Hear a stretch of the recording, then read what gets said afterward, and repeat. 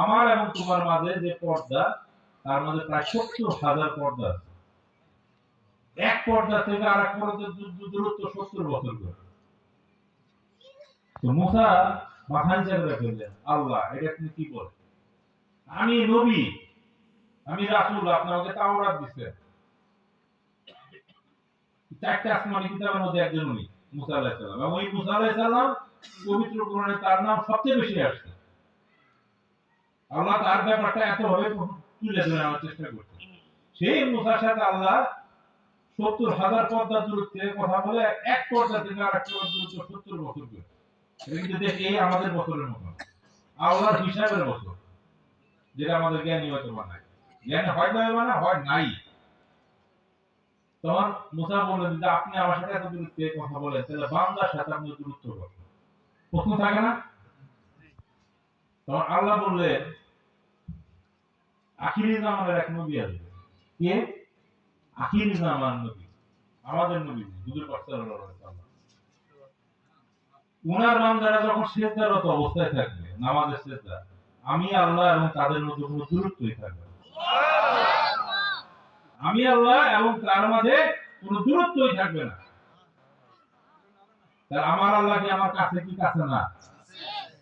মুসা আলাইহিস সালামের সাথে কাছে ছিলেন না, সেই আল্লাহ আমার কাছে এসে হাজির হয়েছে। তার কারণে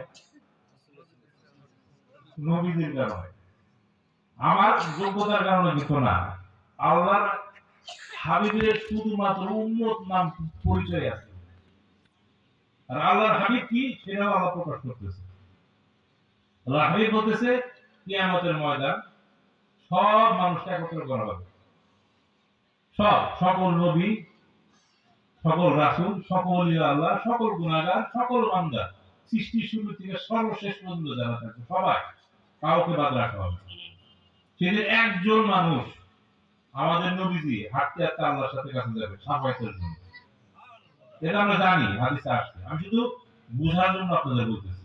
একবার কল্পনা করে, একটা বড় মাঠ, সকলে আমরা দাঁড়াইছি, বিচার শুরু হয়েছে।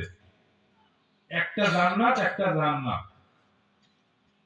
এর বাইরে তার কোনো কিছু নাই, মাঝখানে তো কিছু নাই। হয় জান্নাত, হয় জাহান্নাম। এর মাঝখানে সকল নবী দাঁড়াইছে, সবাই কাঁপতেছে। আমার আপনার অবস্থা নাই। পৃথিবীর কোন মানুষ সেদিন বাকি নাই, সবাই উপস্থিত, আপন সন্তান, পিতা মাতা, যারে চিনি না।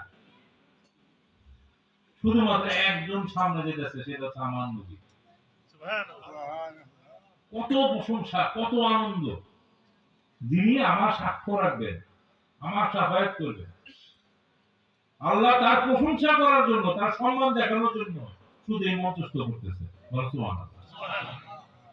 আল্লাহ রাসূল বলতেছে, যার শরীরে সরিষার দানার পরিমাণ ঈমান থাকবে, সরিষার দানা, যেটা ওজন হয় না, আল্লাহ বলতেছে আমি তাদের ধরে ধরে জান্নাতে দাখিল করব।